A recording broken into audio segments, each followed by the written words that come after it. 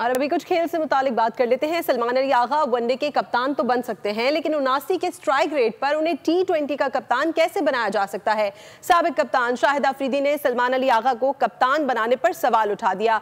बोले वोट किसी को भी कप्तान बनाए, कोचेस की तरह उसे साल 2 साल का वक्त दिया जाए, सर पर तलवार ना लटकाई जाए। हमारे यहाँ बहुत जल्दी तब्दीलियां होती हैं।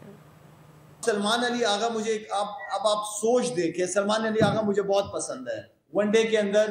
हाँ, वनडे का अगर कहोगे कप्तान तो मैं सलमान आगा का नाम ले लूंगा।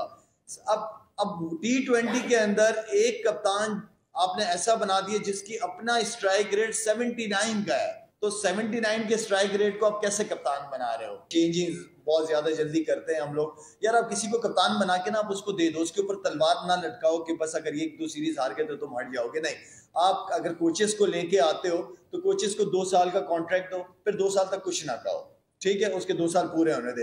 इसी तरह कप्तान को जरा 2 साल दो, साल दो, जो भी टाइम आपने देना है किसी कप्तान को, आप उनको टाइम दे के उनके सरों पे तलवार ना लटकाएं, उनको टाइम दे। उन्होंने भी तैयारी करनी है टीम बनाने के लिए।